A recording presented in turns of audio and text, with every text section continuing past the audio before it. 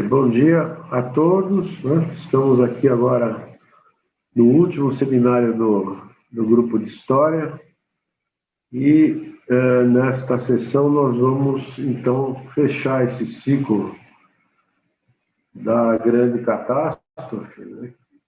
Com uma avaliação da situação econômica grega que mais ou menos condiciona os próximos eventos e o encaminhar da história grega para os próximos anos, né? Vocês vão ver que, em termos econômicos e sociais, toda essa peripécia anatólica criou um custo bastante alto para o povo grego, né? E com sérias consequências que nós vamos analisar aqui, tá? Então, nós vamos analisar um período, o nosso foco é o período de 2020 a 26, mas eu vou fazer uma pequena digressão para colocar vocês num contexto em que se entenda como que economicamente se pensou inicialmente essa expansão, né? Ela vem de um período economicamente positivo, né? Então, vou falar um pouco da construção desse histórico positivo, né? Que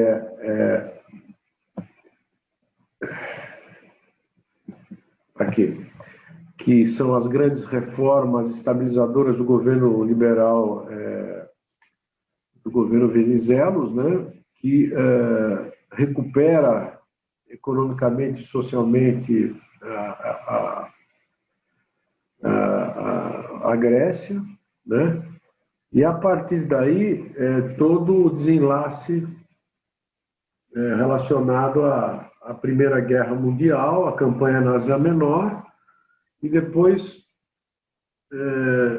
tendo em vista o desastre dessa campanha, né, os esforços, então, que se deram, né, tanto pela Liga das Nações, como os esforços internos, principalmente a gente vai ver os esforços internos, né, e vamos chegar até o plano de estabilização de 27. Eu vou avançar um pouquinho e mostrar para vocês como finalmente a economia foi estabilizada, porque esse plano ele começa a ser idealizado em 26, na verdade, e em 27 ele é posto em prática. E o último tópico é falar um pouco do processo de reassentamento dos refugiados, né? Mostrar para vocês que o tamanho do esforço e do que foi não somente gasto, mas quais foram as iniciativas e as ações que foram implementadas e quem fez tudo isso e como fez, enfim, falar um pouco dessa questão dos reassentamentos e os efeitos que isso trouxe para a Grécia, né, mais à frente. Bom, vou começar com as grandes reformas, né, do governo Venizelos. Isso aqui, eu acho que parte de vocês já viram isso, os que não viram, então, vão ter a oportunidade de conhecer o processo de reforma, né, pelo qual a Grécia passa, né? Esse processo se inicia em 2011, né? Em 1911, né? E são várias reformas, são reformas profundas, mas feitas rapidamente, né? Porque o Venizelos controlava o parlamento, né? Então não havia grande oposição a essas reformas. Então, a primeira delas foi a reforma política, né? Então, logo nos primeiros 6 meses de 11, né, 53 emendas constitucionais são votadas, né? Entre elas a redução da idade mínima para os parlamentares, criação de conselhos, né, um de Estado, outro consultivo, né, reformas que dizem respeito aos oficiais, né, das Forças Armadas, né, e o aumento do poder de Estado, o fortalecimento do poder de Estado, né. Essas são reformas políticas, né, que são passadas rapidamente logo nos primeiros meses, né, de 1911, né. O governo liberal tem franca maioria e consegue passar essas reformas. Outra vertente das reformas é a reforma trabalhista, né? Temos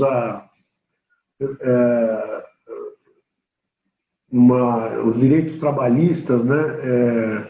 São aprovados, né? Condições mínimas de trabalho para crianças, mulheres, semanas de 6 dias. Temos comitê de relações exteriores, sindicatos são legalizados, todos aqueles trabalhos que oriundos de relações civis e obrigações por serviço de serviço de trabalho por dívida são abolidas, né? São resquícios ainda medievais, né? Na administração pública também se impõe na administração da educação pública, né? Se impõe a obrigatoriedade do ensino fundamental a todos os cidadãos, né? Então, há também nesta linha uma série de iniciativas, né, que são implementadas pelo governo liberal. Temos a reforma agrária, né, que segue em função da recuperação de novas terras antes mesmo do fim da Primeira Guerra, né? Temos a reforma tributária, enfim, temos uma grande agenda de reformas, né? Nos diferentes aspectos que modernizam o Estado grego. Esse é o ponto importante. O Estado grego vai sendo modernizado, vai se tornando mais eficiente, né?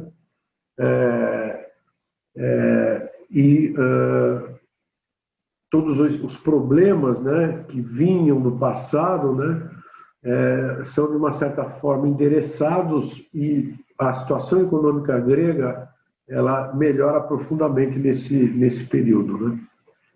Temos a reforma militar, né, uma reestruturação das Forças Armadas, com serviço militar compulsório, aumento do efetivo, né. Então, a Grécia não somente se prepara politicamente, economicamente, mas também militarmente, né? Ela compra armamentos da Alemanha, da Grã-Bretanha, da França, cria academia militar, tenta reduzir o papel da monarquia nas Forças Armadas, né? Enfim, treinamento dos seus oficiais na Marinha Inglesa, né? Os oficiais da Marinha são treinados lá. Enfim, há um esforço também de modernização militar através de uma série de ações e iniciativas que são tomadas pelo governo liberal. Então, esse período de 1911 a 1916 é o que nós chamamos de Idade do Ouro, né? que é resultante dessas reformas, né? Desse esforço de modernização do Estado helênico. Isso gera superávites primários, ou seja, então o Estado grego consegue ter uma receita que supera as despesas, né? Então sobra recursos, né? Sobram recursos para o pagamento dos compromissos da dívida, né? É o que se espera de uma economia equilibrada, né? Que as receitas superem as despesas, né? Então ela cria um bom nível de reservas internacionais. Eu vou mostrar esses dados daqui a pouco para vocês, né? E isso tudo permite que o Estado seja custeado de forma sustentável, né? Então, veja, a Grécia, de uma certa forma, ela se prepara, né? E se coloca pela primeira vez como uma potência regional, né? Ela passa por um período de amplas reformas rapidamente, né? Quer dizer, a gente pensa que reforma é algo que em tese, demoraria muito. Não, existem situações onde politicamente se há o controle da situação e as reformas passam rapidamente. E há uma produção de resultados em questão de 4, 5 anos, né?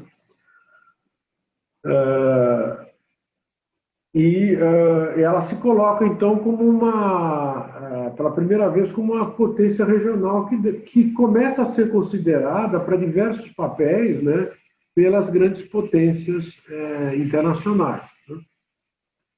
É importante notar isso, porque, ao mesmo tempo em que a Grécia se moderniza, a outra grande potência, não é essa sim grande potência, mas em franca decadência, que é o Império Otomano, ele está num processo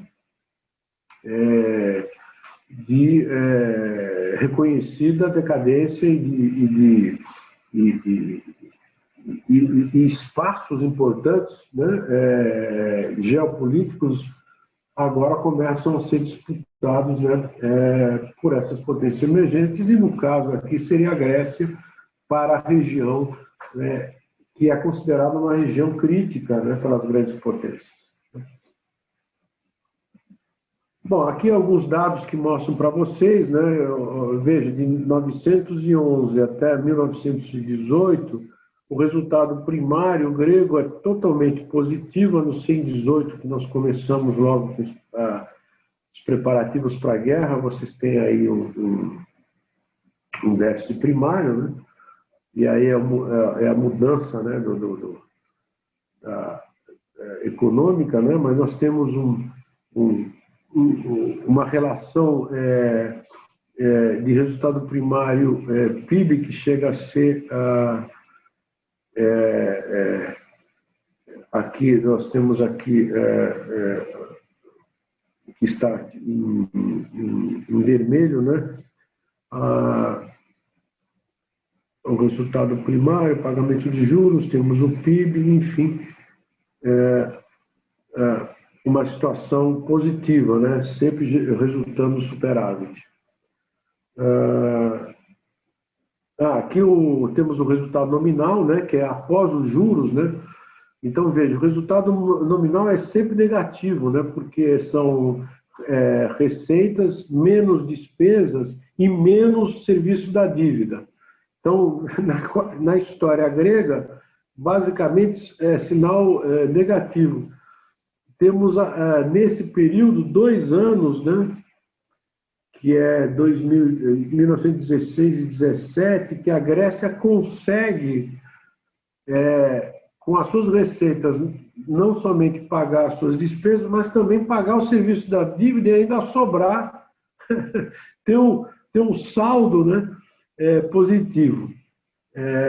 Esse é o resultado dessas grandes reformas, né? Muito bem. Então ela se insere nos mercados financeiros internacionais, né? Porque com essa recuperação ela é rapidamente inserida nos mercados financeiros. Temos um crescimento econômico acelerado e a dracma, né? Ela passa agora a ter um novo perfil. Ela é considerada uma moeda forte e conversível, né? Ela é conversível para o ouro, né? A Grécia adota o padrão ouro. As reservas internacionais chegam num nível recorde. Ela detém agora um exército relativamente moderno e bem equipado, né, para os padrões regionais. E todo esse, vamos dizer, esse cenário positivo, ela gera, então, um intenso ativismo político e aquela proliferação de ideias expansionistas, né, que vem da Megali Invero, né? Eu diria até que essas ideias expansionistas, né, são, de uma certa forma, são um guia condutor para essas reformas, né? Não se pode sonhar com uma expansão geográfica, uma expansão de fronteiras, sem uma economia forte, sem um exército moderno e uma moeda estável, né? Então, essas reformas seriam pré-condições para qualquer tipo de grande expedição, né? Talvez esse seja vamos dizer, o que motivou o governo liberal, né? A, a, todas essas reformas, né? Talvez tenha sido o grande motivo, a grande motivação para a modernização do Estado grego, né? É uma pergunta que se coloca: será que Venizelos viu tudo isso, né, como uma oportunidade de construir uma Grécia como um grande player, né, internacional nas relações internacionais? Será que esse era o grande objetivo que conduziu toda essa trajetória, né? É uma pergunta que se coloca. Muito bem. Agora, isso aqui foi mais ou menos só para colocar vocês,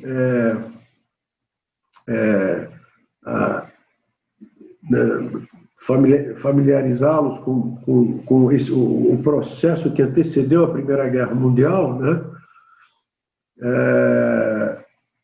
E aí, agora nós vamos entrar no cerne da questão, que seria, bom, uma vez comprometida com a Primeira Guerra Mundial e tendo decidido, então, enviar uma força expedicionária para a Ásia Menor, o que essas ações, né, trouxeram para a Grécia em termos econômicos, né? E como estes desenvolvimentos históricos mudam completamente esse panorama, né? Assim, de uma forma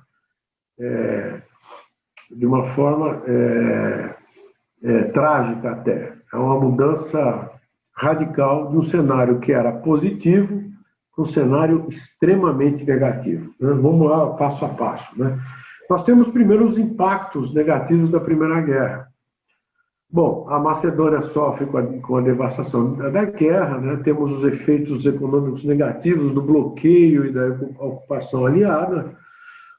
A Grécia foi, de uma certa forma, forçada, né? Ou incentivada, com muitas aspas, né? Se vocês quiserem, a entrar nessa guerra. Houve até ocupação de Atenas pelo exército francês, enfim, né? Forçando a entrada da Grécia na Primeira Guerra Mundial, do lado dos aliados, né? E essas necessidades da guerra, como eu mostrei para vocês naquelas tabelas, geram um grande aumento dos gastos militares, né? Os gastos militares aumentam 7,5 vezes. E com isso nós começamos agora, se nós tínhamos um bom período de déficits primários positivos, chegamos até ter superávit nominal, que é algo raro. Agora nós iniciamos um longo período de déficits fiscais e cambiais também, né? Porque todo o material e suprimento bélico, todos esses suprimentos, eles são importados. Mas o governo liberal havia já se preparado, de uma certa forma, para esse cenário. Não somente havia estabilizado a economia, mas havia garantido uma série de financiamentos externos, né? Ou seja, a Grécia falou: bom, sim, entro na guerra, mas eu não tenho como financiar essa guerra. No que os aliados prontamente, né, com a finalidade de garantir a presença grega na guerra, abriram linhas de financiamento. Nós vamos falar sobre isso também. Então, havia um certo plano, havia uma certa preparação para fazer frente a essas despesas. Qual era a situação grega em termos industriais no fim da Primeira Guerra Mundial? Ela tinha uma débil produção industrial. dados de outubro de 2017 dizem, olha, a Grécia tinha 2.207 fábricas, com somente 36 mil trabalhadores. Vejam que a razão entre fábrica e trabalhador é uma razão, né, que mostra que a indústria é dominada por pequenas, né, fábricas artesanais, né?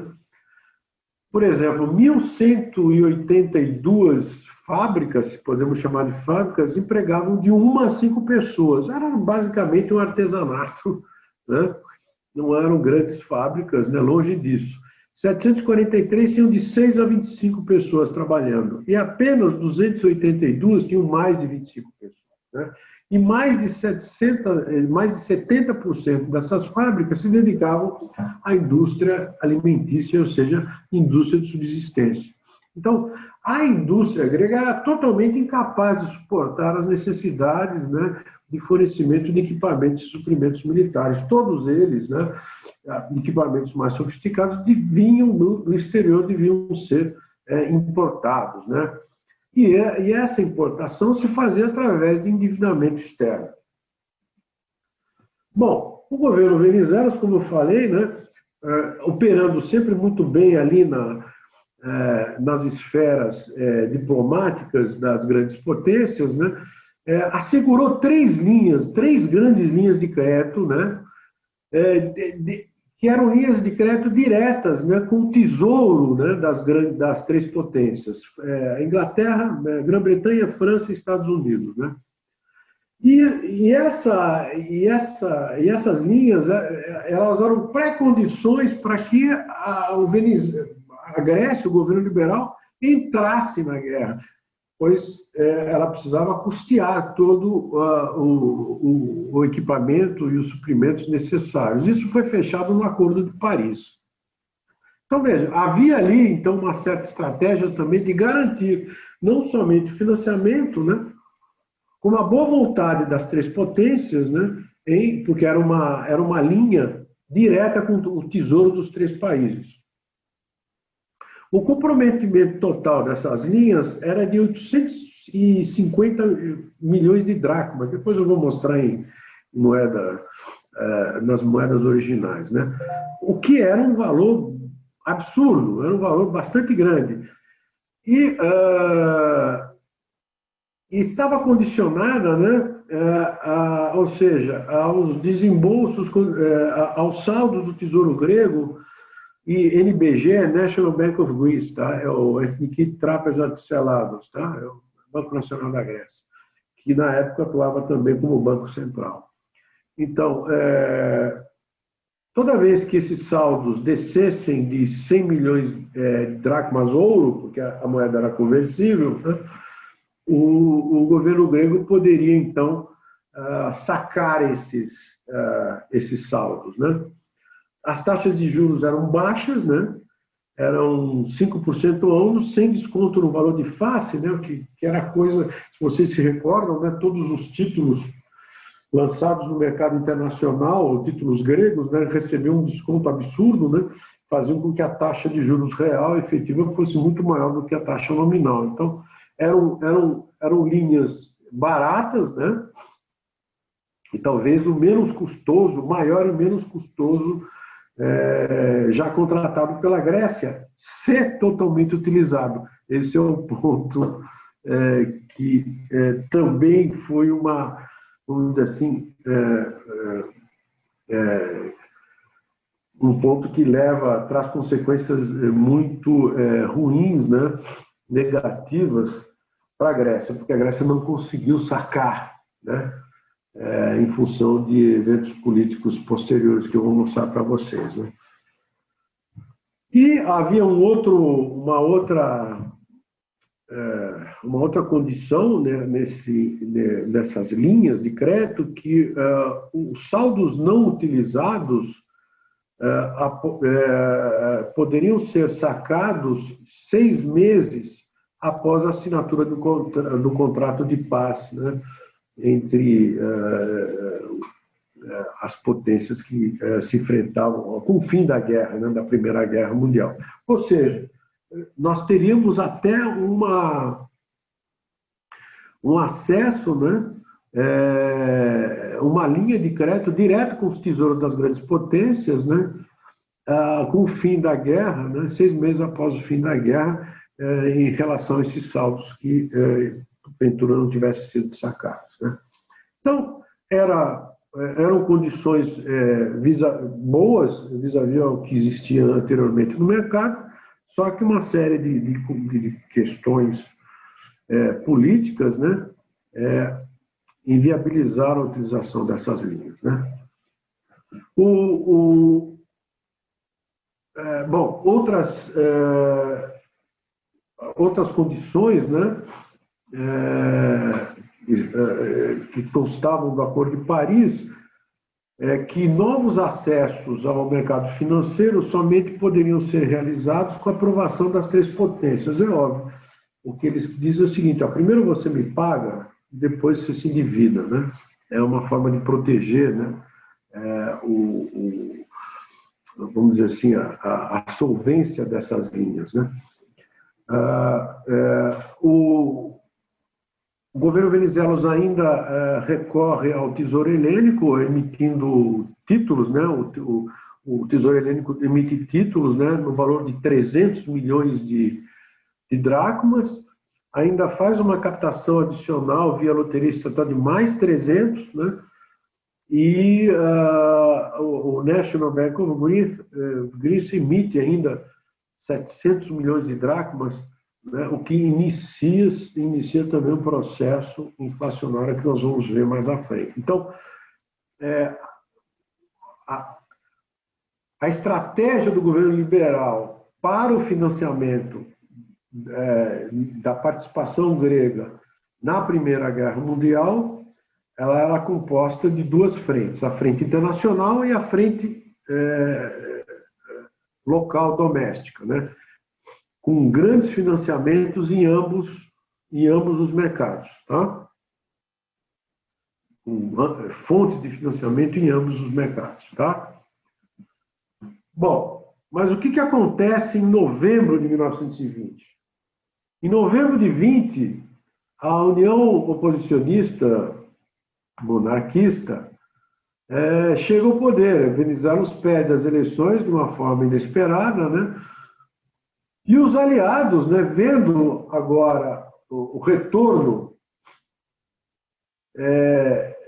do governo que se opunha ferrenhamente, né, ao ingresso da Grécia no fronte, né? E não somente isso, estavam em pé de guerra com esse governo, tanto é que os franceses invadiram Atenas e houve mortes dos 2 lados, enfim. Os aliados congelam agora os novos desembolsos daquelas 3 linhas, né, que haviam disponibilizados. Não só congelam os novos desembolsos, mas também novos empréstimos, né? E naquele momento, somente 28% das linhas haviam sido utilizadas, né? Ou seja, um pouco mais do que um quarto das linhas haviam sido utilizadas. Então, todo aquele montante de 850 milhões de dracmas ouro que haviam sido garantidas pelos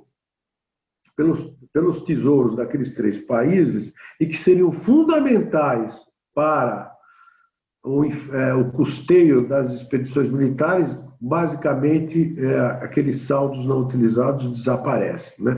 E não somente isso, secam-se também as fontes, né? As fontes de novos financiamentos impressos são esterilizadas porque as 3 potências impedem que a Grécia agora emita títulos no mercado internacional. Faz parte do Acordo de Paris.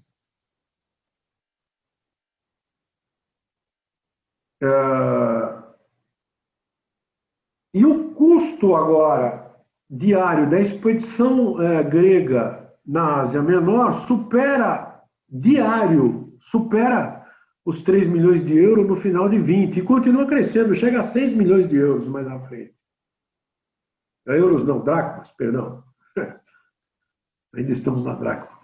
Então, chega a 3 milhões no final de 23, diário, de 3 milhões de dracmas e continua crescendo de forma exponencial. O que o novo governo, agora o governo monarquista, faz? Ele recorre, em abril de 21, a financiamentos internos, através do quê? De emissão de papel, emite títulos, dá os títulos para o Nikita Seladas, que é o National Bank of Greece, né? E ele emite papel e paga e fica com os títulos. Isso é bem bacana. Ou seja, o meio circulante que é utilizado para o financiamento não é esterilizado, ou seja, há um aumento, né, desse meio circulante que é altamente inflacionário. Esse montante é de 600 milhões de dracmas. 3 meses depois, esse mesmo banco emite mais 350 milhões de dracmas, mas aí já estamos num momento já de desvalorização, né, forte da dracma, né? Isso traz consigo então não estamos mais falando de dracmas ouro, estamos falando já de dracmas desvalorizadas. Veja, esse aqui é os saldos, né? Veja, a Grã-Bretanha ela disponibiliza 12 milhões de libras esterlinas de linhas direto com o Tesouro, a França 300 milhões de francos e os Estados Unidos 50 milhões de dólares. Desse total, apenas 28% são utilizados, sendo que os franceses não deram nada, ficaram só no gogó. E foram sacados, então, créditos da Grã-Bretanha e dos Estados Unidos. E a Grã-Bretanha, basicamente, das linhas inglesas, né, das linhas britânicas, um pouco, 54% foi sacado, né? Bom, e vejam vocês aqui aquela mesma tabela agora que eu mostrei, os gastos de defesa, que estavam rodando na casa de 60, 70, chegando aqui naquele processo de reforma e militarização de 1912 a 1916, há um aumento, né, de 100%, né, dobram às vezes até 2 vezes e meia, depois caem em 16, voltam para o patamar de 90 mil, veja que em 18 há um aumento de 7,5, 8 vezes, né? Passa para 1 bilhão de dracmas, né? E aí nós temos um aumento muito grande aí dessas despesas, né? Temos aqui também todo um processo inflacionário que eu vou mostrar mais tarde, né? E os gastos militares, né? Os gastos com defesa, né, eles já sobem de um patamar de 30%, já vão para 70%, 68%, né, e depois caem e voltam com o final da guerra para os patamares de 40% e 30%. Né? E a Grécia, nesse período, ela volta a ter resultados nominais, déficits nominais em relação ao PIB, né, bastante elevados, né? Então, esse período é o período negro, né, em que as despesas estatais sobem de forma bastante acentuada e as receitas, obviamente, não conseguem acompanhar. Nós temos emissão, então, do meio circulante, aumento do meio circulante, emissão de moeda, aumento da inflação, custo de vida, enfim, todos os problemas que assolaram, então, a Grécia durante esse período. A desvalorização da moeda, e eu vou mostrar isso com mais detalhe. Bom, só para vocês terem uma ideia, né? Nós temos com essa vitória monarquista, né? Temos a vitória monarquista, o acirramento da guerra na Ásia Menor, né? Com agora a expansão, né, da ocupação grega na Anatólia, né, todo aquele grande esforço, né, de tentativa de chegar até Ankara, né, e isso traz consequências graves em termos econômicos, que é o esgotamento financeiro. Então, só para vocês terem uma ideia, o orçamento do Estado Helênico no início de 22, no início era de receitas de 1 bilhão e 700 e aproximadamente 720 milhões, né? Então, é 1 bilhão e 720 milhões de dracmas, e as despesas quase o dobro. Esse era o prospecto, né? No início de 22. O governo, olhando esses números, fala que alguma coisa precisa ser feita. Então, ele aumenta os impostos indiretos, que gera 685 milhões de dracmas adicionais, e aí inventam, acho que nós já discutimos aqui no seminário, né? A divisão da nota de 10 dracmas em duas metades, né? Simplesmente rasga-se a nota, uma nota vai para o governo, uma metade vai para o governo e a outra continua circulando. Seria a primeira versão do empréstimo compulsório, né? Aquela que tem a estampa da coroa deve ser depositada em urnas governamentais para uma posterior devolução, seria um empréstimo compulsório, né, que coleta mais ou menos algo de 1 bilhão e 250 milhões de dracmas, né? E temos também um aumento do imposto de renda, né? Então, entre imposto de renda, impostos diretos e indiretos, nós temos aí mais 1 bilhão e 300, mais ou menos, milhões de dracmas que são arrecadados, com mais 1 bilhão e 250 milhões de dracmas que vêm desses empréstimos da nota de 10 dracmas. E com isso, o governo agora monarquista espera fazer frente às despesas de guerra, né? E está aqui agora uma tabela que mostra para vocês, né, como o aumento do dinheiro do meio circulante, né, na economia grega, né, acompanha, obviamente, o aumento, né, do custo de vida. Vocês veem que a inflação ela triplica, basicamente, né, com relação ao ano de 1920, né? 1920, 21, 22, né? São os anos em que as necessidades de guerra são as mais prementes, né?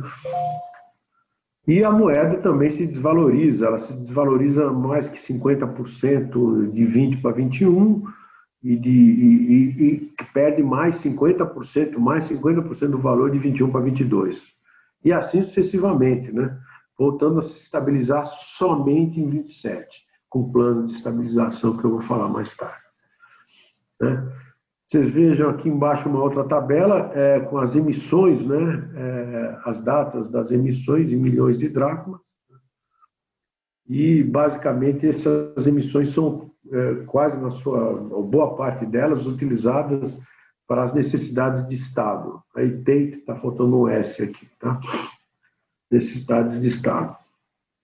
Dos 3 bilhões emitidos e meio, né, de dracmas, 3 bilhões financiam o Estado. Muito bem, então veja, o que a Grécia faz? Basicamente emite, né? Põe a máquina, a tipografia, né? As máquinas de imprimir dinheiro funcionam a todo vapor agora, e essa é a forma que o Estado grego mais utilizou, digamos assim, além de aumento de impostos, né? Teve um aumento de impostos, empréstimos compulsórios, enfim. Então, essas são as fontes de financiamento, uma vez que secaram os mercados internacionais, né? Então, vejam, as reservas agora caem, né? você tem uma queda nas reservas internacionais, né?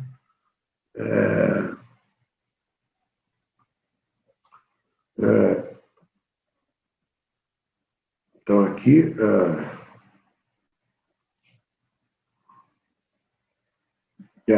essas são as reservas, elas caem profundamente, né?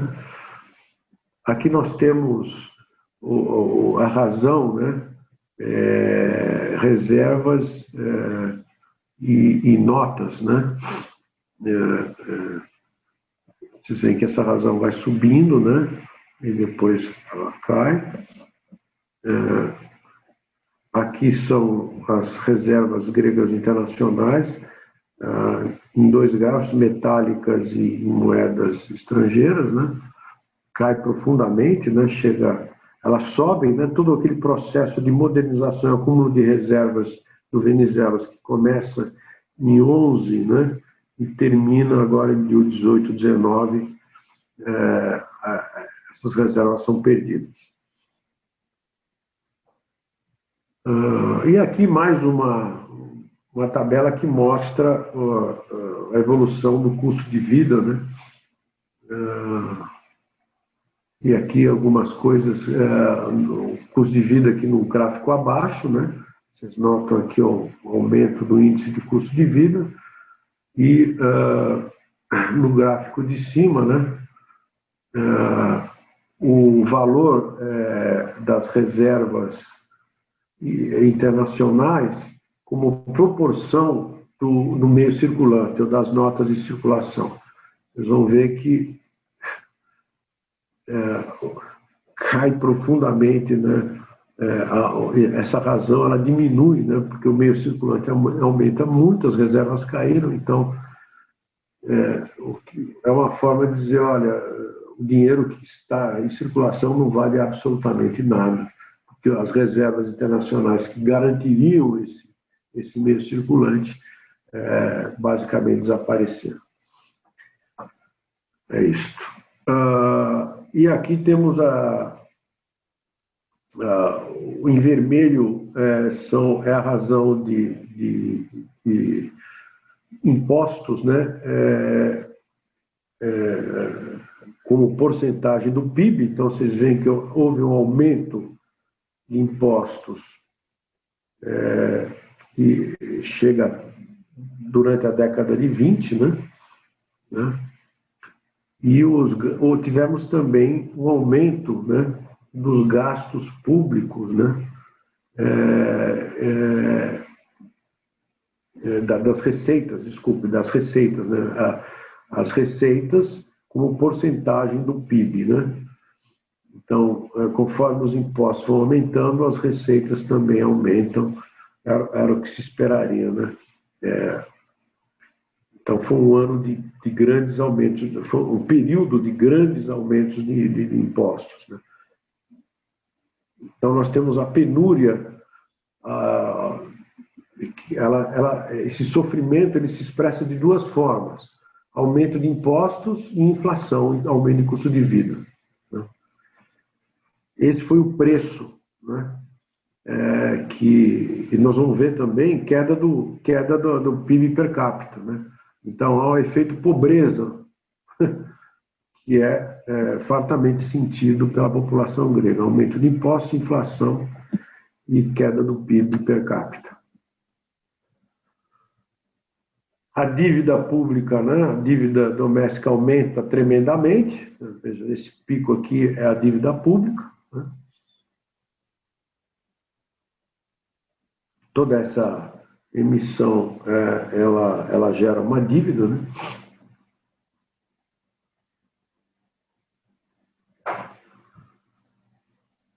Eu acho que eu já mostrei esse gráfico. Está dobrado aqui, mas tudo bem. Bom, então, importante notar aqui que nós vimos o quê? Nós vimos, então, que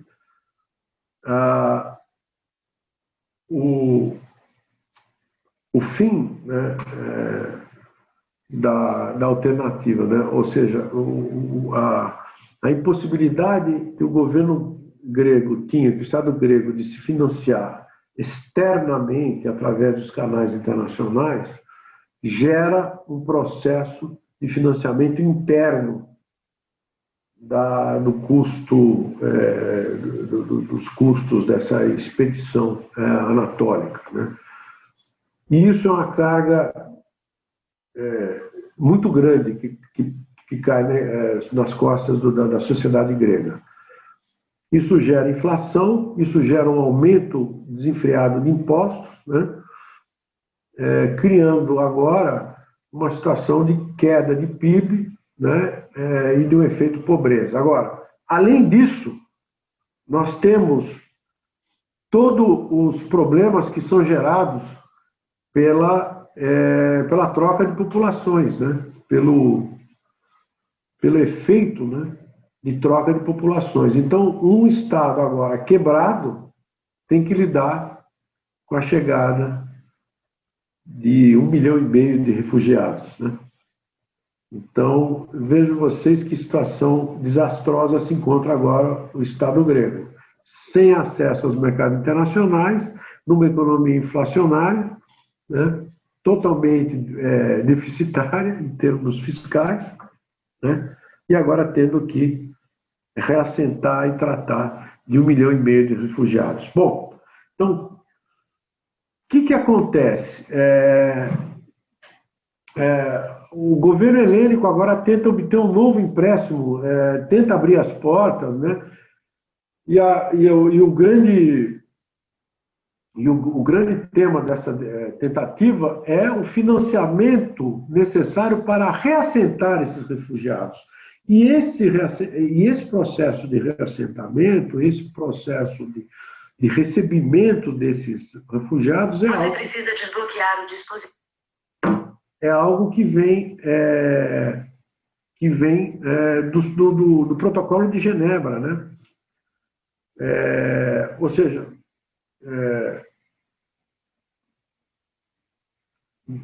fica claro para a comunidade internacional que, da mesma maneira que se impõe, através de tratados internacionais, a troca de populações, é necessário agora estabelecer condições financeiras para que essa troca de populações seja bem sucedida. Né?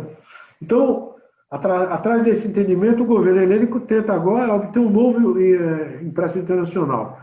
O Bank of England, que é o Banco Central da Inglaterra, ele trava as primeiras tentativas, impõe condições, mas no final, em 1923, o Protocolo de Genebra é assinado, em que se concorda pela primeira vez de que um novo empréstimo internacional deve ser estruturado para que o governo grego tenha condições de financiar o processo de reassentamento desses milhares e milhares de refugiados, né, que vêm da Anatólia. Bom, quais são as condições? Os bancos gregos devem subscrever pelo menos 1 milhão de libras esterlinas. Ou seja, tudo bem, os bancos gregos também vão entrar com sua parcela de sacrifício. O International Finance Commission, que é um braço financeiro da Liga das Nações, será responsável pelo serviço deste empréstimo e também pela aprovação de novos empréstimos, caso sejam necessários. Ou seja, as portas não estão abertas a novos empréstimos ainda, somente para esse empréstimo de refugiado. E também com o compromisso de que o governo deve equilibrar suas finanças. Outra condição é que o governo grego agora deve aceitar que todo o processo de distribuição de fundos e reassentamento dos refugiados seja realizado pelo RSC, que é o Refugee Settlement Commission, uma comissão de reassentamento dos refugiados da Liga das Nações. É uma comissão formada pela Liga das Nações para supervisionar todo esse processo de reassentamento dos refugiados. Essa comissão tem autoridade total na distribuição desses fundos, na questão das reformas, na distribuição das terras, ou seja, é uma supercomissão, né, que é basicamente um governo dentro de um governo, né?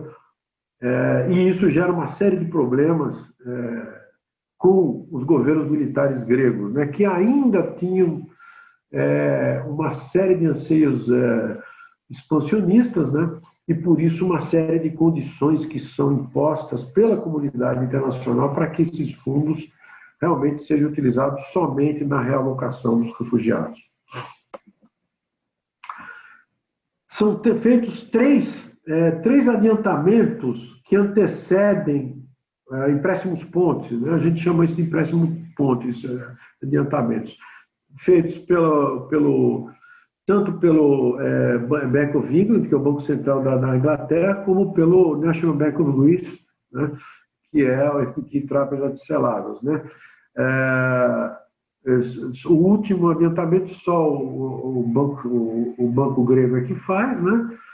E esse tipo de empréstimo que foi criado sob os auspícios da Liga das Nações é um tipo de empréstimo que já havia sido implementado em outros países, né? Como a Áustria, Hungria, né? E até a Alemanha, né? Só que o empréstimo grego ele tem o dobro de prazo, né, de vencimento, em relação ao empréstimo que foi feito para a Áustria ou para a Hungria, né?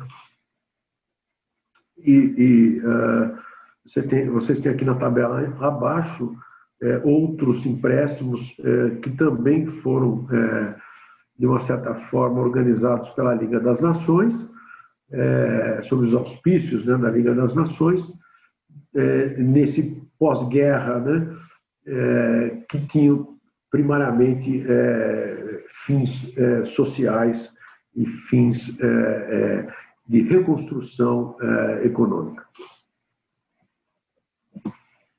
Bom, esse empréstimo é chamado de Refugee Loan, de 24. O valor a ser arrecadado era um valor de 10 milhões de libras esterlinas, né?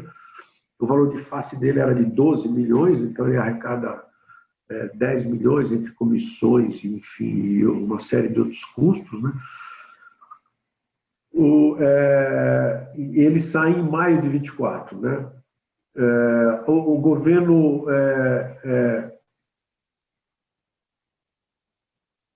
governo grego também agora recebe autorização para tomar empréstimos adicionais, desde que sejam para obras públicas, porque com a vinda desses refugiados percebe-se a necessidade de construção, né, de obras de infraestrutura, né? Também outra condição é de que o governo grego facilite os processos de reassentamento. E aquela RSC, que tinha apenas 4 membros, né, aquela comissão da Liga das Nações, eram todos estrangeiros apontados pela Liga das Nações, agora recebe 2 ministros do governo grego e aquela comissão passa a ter agora 6 conselheiros, né?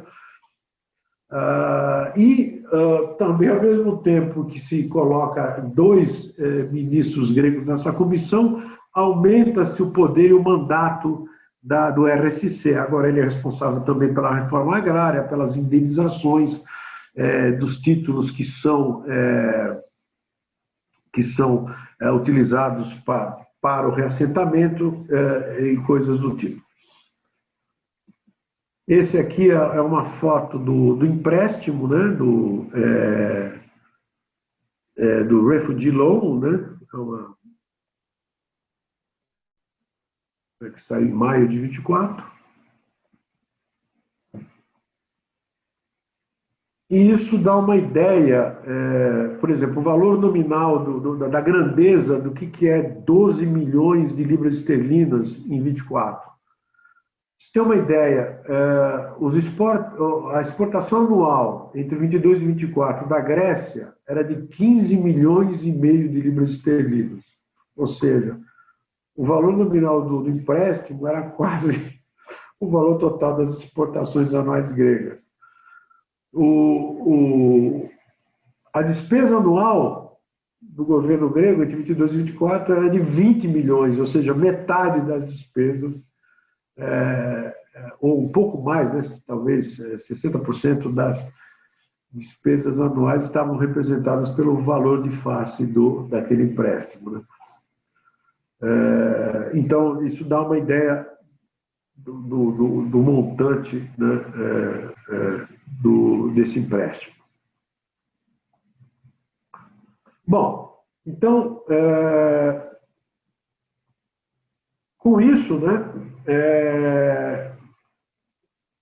o governo grego, e principalmente a Comissão de Reassentamento dos Refugiados, consegue os fundos necessários para financiar parte, né, desse processo de reassentamento. Por que eu digo parte? Porque grande parte dos fundos, 90% dos fundos, foram utilizados, 85%, 90%, para o reassentamento rural.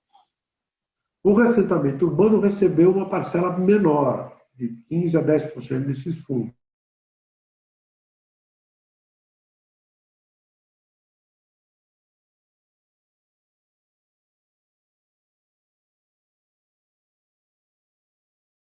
E nós vamos ver que houve problema. O RSC teve um papel mais, digamos, mais positivo.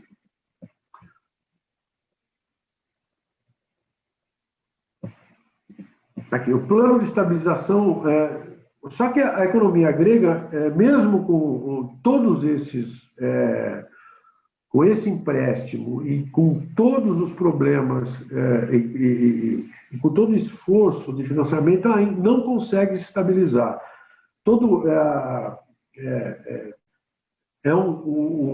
Ainda é uma economia deficitária, com sérios desequilíbrios.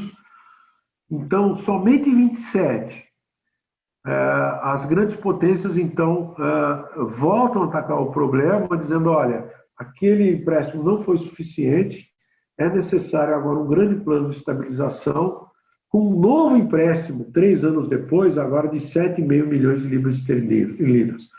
Mas com alguns condicionantes, o retorno da convertibilidade monetária, a criação de um Banco Central independente, a desvalorização da dracma e seu atrelamento à libra esterlina, a adoção de novos padrões de contabilidade pública e a adoção de rigor fiscal e monetário. Ou seja, equilibrar as finanças, parar de emitir, a criação de um Banco Central agora que tivesse o papel de Banco Central, banco dos bancos, né, e cuidasse apenas da política monetária, totalmente separado do National Bank of Greece, né, que era a situação que nós tínhamos no Brasil. Antigamente o Banco Central era o Banco do Brasil, né, mas isso só se resolveu nos anos 60 aqui no Brasil. Enfim, então, e é que através desse novo plano que a Grécia, então, consegue estabilizar a sua economia. Essa estabilização tem uma duração pequena, porque em 29, 30 nós temos o crash da Bolsa e o default da Grécia, e aí começa uma nova novela. Mas, enfim, esse é o plano de estabilização, e aqui eu tenho alguns dados para vocês que mostram a desvalorização da moeda grega, né? São as cotações do dracma contra a libra esterlina, dracma com dólar, dracma com franco francês, e vocês veem que a partir de 20, né, nós temos aí um processo franco de desvalorização, né, bastante significativo, e depois, em 27, já começa agora a estabilização. Vocês veem uma linha reta aqui, em que nós temos uma certa estabilização, e a partir de 30, então, de novo, com o default grego, a desvalorização do dracma. Então, isso mostra o que aconteceu com a moeda grega nesse período. E a renda per capita, né, que eu falei para vocês, o PIB per capita, a renda per capita, ela cai, assim, o efeito pobreza que eu falei para vocês, né?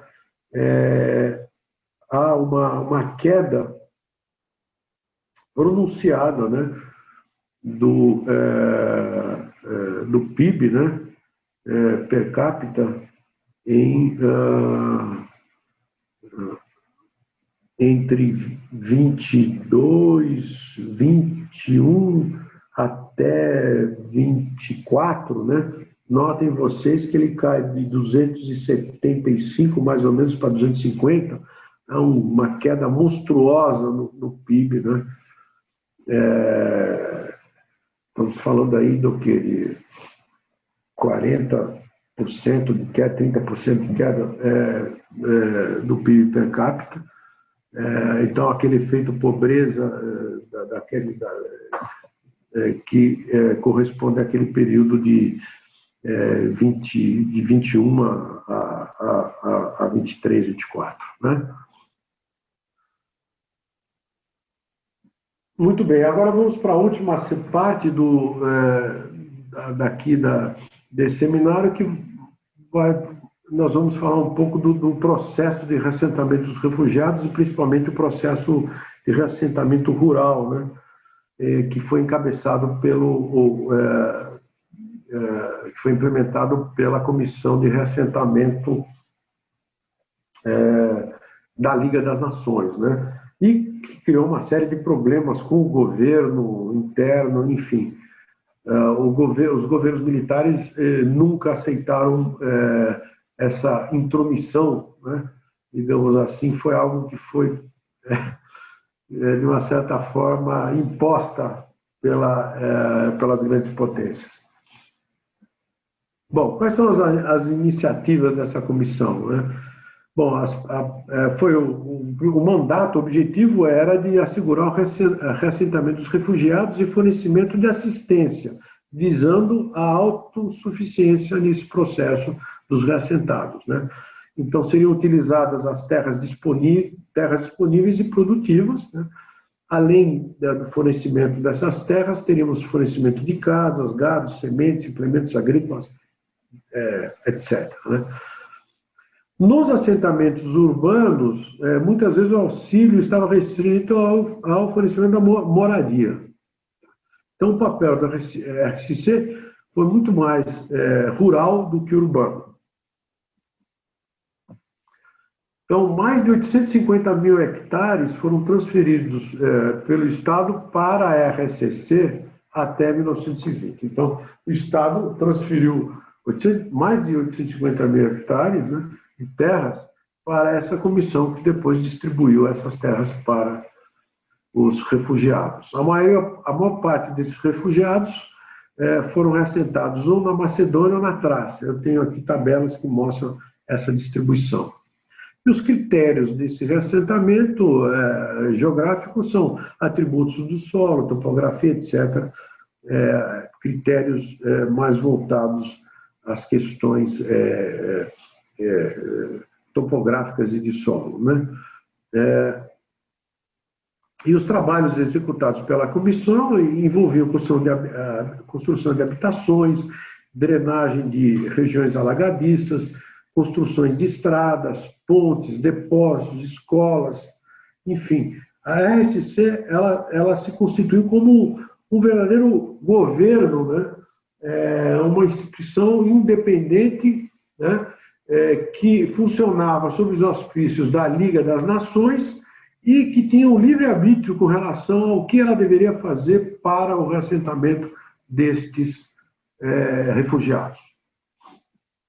Então, vocês têm aqui, por exemplo, grandes propriedades, latifúndios, né, que foram expropriados até 1931. Na Tessália e na Arta, você tem 481 latifúndios, na Macedônia 190, no Épolis 242, na Trácia 2, e aqui nós temos a área em extremas, né?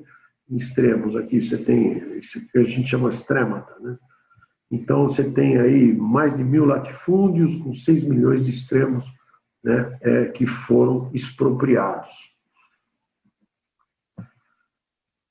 Aí temos agora as terras que foram cedidas à comissão até 1925. Nós estamos falando de mais de 1.800.000 acres, né, que vem de diferentes formas, né, que a maior parte são terras que foram abandonadas pelos turcos muçulmanos que retornaram agora para a Anatólia, né, naquele processo de troca de populações, e essa era a maior fonte de terras, né? Vocês estão vendo aqui as estatísticas, né? Temos 184.000 acres que vêm de terras estatais, né? Enfim, terras expropriadas e requisitadas, temos quase 200.000 acres, e por aí vai. E aqui o número de famílias que foram reassentadas, né? Nós temos isso por datas, né? E temos aí o número de famílias. Nós temos, por exemplo, em 30 de junho de 26, 147.000 famílias, num total de 552.000 pessoas. São números cumulativos, né? Esse é o total até 26, e isso estamos falando só, se eu não me engano, do que foi feito pela RSC.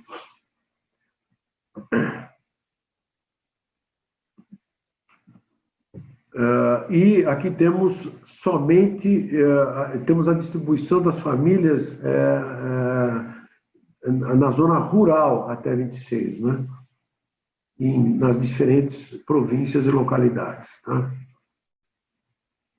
Então, veja, na Macedônia nós temos 116.000 famílias que foram reassentadas em zonas rurais até 26. Esse processo continua até 29, se não me engano, ou 30. É um processo que vai continuar, né? Então, esse reassentamento de refugiados, né, gera uma série de consequências. Uma delas as despesas, né, entre 22 e 29 são mais de 10 milhões de libras esterlinas. Isso equivale a mais ou menos 3 a 4% do PIB grego, né? Vocês lembram que o empréstimo teve um valor arrecadado de 10 milhões de libras, ou seja, se gastou mais do que foi arrecadado.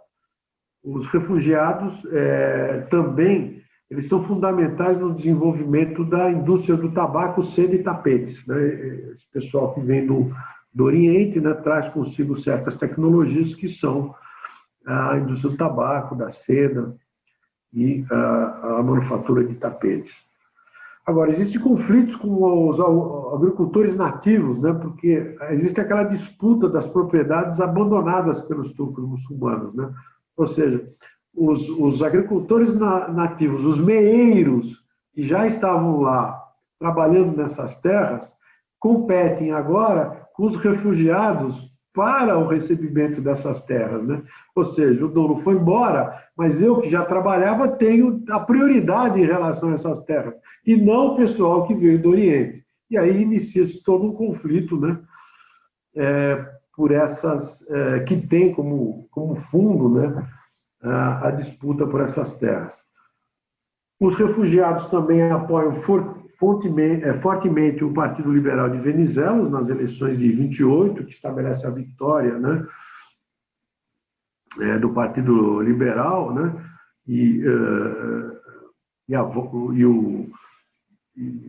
nas eleições de 28, né. E um fato interessante, que é uma pesquisa que está na bibliografia que eu vou mostrar para vocês, na referência daqui a pouco, nós temos as regiões com predominância de assentamentos refugiados apresentam hoje melhores indicadores de desenvolvimento econômico. Veja só que interessante, é um trabalho que foi feito, se não me engano, na Alemanha, e que mostra esse resultado, ou seja, essas regiões que receberam tinha um percentual alto, né, de assentamentos de refugiados hoje apresentam bons indicadores de desenvolvimento econômico, até melhores do que os outros que receberam menos. Bom, era isso que eu tinha para hoje, tá? Isso aqui é uma lista das referências, uma breve lista, tem outros trabalhos, mas a maior parte dos gráficos que eu mostrei saem dessas referências aqui. Então, era isso que eu tinha preparado para vocês hoje, fechando esse ciclo aqui das grandes aventuras aí gregas na Anatólia. Qualquer dúvida que vocês tenham, estou à disposição.